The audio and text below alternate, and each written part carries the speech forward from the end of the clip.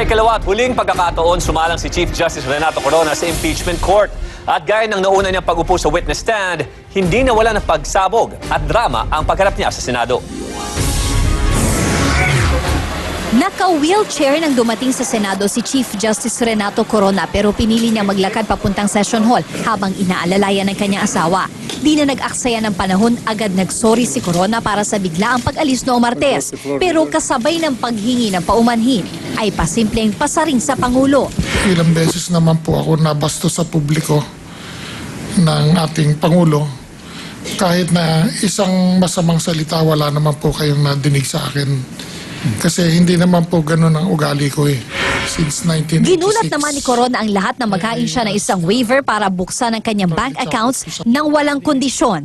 Pero dahil hindi ito kinagat ng impeachment court, mismong ang punong maestrado na nag-anunsyo na 2.4 million raw ang laman ng kanyang dollar accounts, habang 80 million naman ang nasa peso accounts. Halatang pinaghandaan naman ni Senator Franklin Drilon na kilalang kaalyado ni Pinoy ang pagtatanong kay Corona. Baon ng PowerPoint presentation, ipinakita ng senador na wala kahit isang bank account na nakadeklara sa sali ng punong maestrado. I believe that the dollar deposits need not be reported in the SALN because of Republic Act 6426. Sabi pa ni Corona, hindi na niya dineklara ang kanyang 3 peso accounts dahil commingled fund ito o hati-hating pondo ng BGEI at naipon na pera ng 3 anak niya.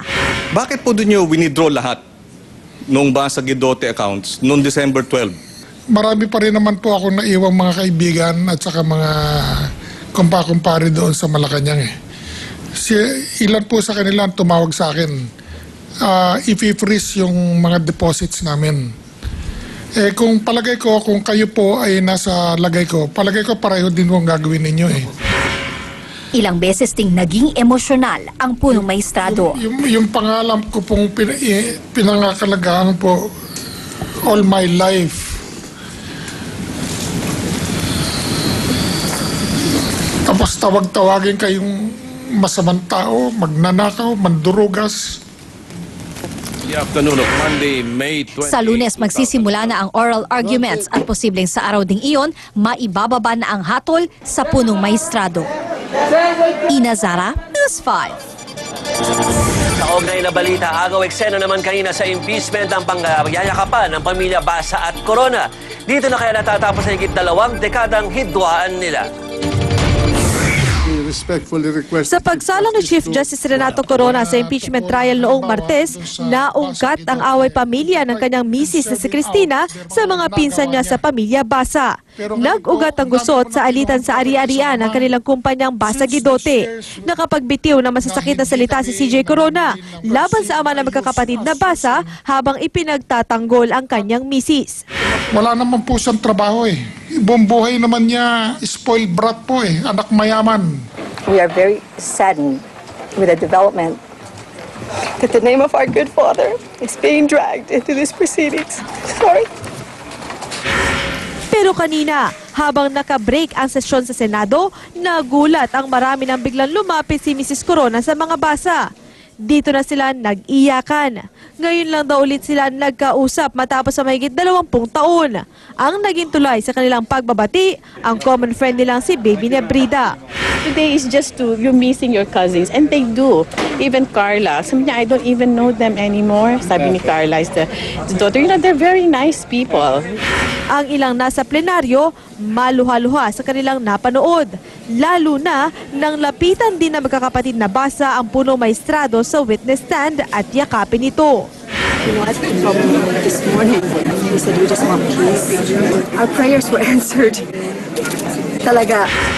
Ano man daw ang kahinatnan ng impeachment trial ni Corona, umaasa ang dalawang kampo na dito na magtatapos ang higit 2 dekadang alitan ng kanilang pamilya. Marlene Alcaide, News 5. Balita naman tayo mula sa social media. Hindi pa rin nagpapaawat ang mga netizen sa pagpipiesta sa American Idol finale. Meron pa rin silang hangover. Kumalat ang Facebook status sa ito na nagko-congratulate kay Philip Phillips. Pero lita natin dinikit niya, mukha ng Facebook founder si Mark Zuckerberg. Pati ang kapatid natin si Nora Honor, hindi rin nakaligtas ng gamitin ang reaksyon niya sa pagkatalo ni Jessica Sanchez. Napatigil naman kunwari si Jennifer Holiday nang bumirit si Jessica na mahal pa rin siya ng netizens. Pero ang mas mainit na labang kanina ay ang beltahan ni na Chief Justice Renato Corona at Ombudsman Conchita Carpio Morales. Pinag-usapan po talaga yan kanina. May ilang napabilib kay Chief Justice Corona. Ganyan daw dapat mag-react ang pang ikaw ang ini-impeach. Hinit naman ang abogadong si Harry Roque. Ombudsman Morales is the better man or woman. Pero may ilan ding hindi gaanong bilib sa kanya dahil paniwala nila, tuta pa rin siya ni Pangulong Aquino. Abangan niyo po mamaya ang buong report tungkol dyan ni Tris Roque. Pero alam niyo, Paolo at Sean, kung meron mang humabol na pinag-uusapan ngayong gabi, ay na yung pagkalat nga nung video sa internet nung kay Claudine, kay Mon at saka kay Raymart, at saka doon sa Pink Guy. Most shared ito ngayon, at ito'y talaga namang maraming komento at most viewed sa interaction.com. Balik muna sa inyo. On a lighter note, baka pinagsisisihan niya na pink ang sinuot niya. Now is known as the Pink Guy. Pusha pa nga eh. Hot pink guy. Pero bakit ngayon lang kaya lumabas yung video? Yan ang magandang tanong. Diba? Susunod, SUV na sinasakyan ni Chief Justice Corona, iniimbestigahan ng Highway Patrol Group. Bakit? Plakang nakakabit raw ay may kapareho sa Cebu. Kampanya laban sa pagpatay sa mga dolphin, idinaan sa pagpipinta ng mga pader. Kilalanin ang taong nasa likod niyan mamaya. Kayanin nyo to, chef sa Tokyo, nagluto ng kakaibang putahe. Sarili niyang ari, inihain sa isang handaan. At Will Time, Big Time Family, nasa Amerika na para sa launch ng TV5 International. Kapatid stars Aga Mulak at Rufa Gutierrez, bumiyahin na rin. Abangan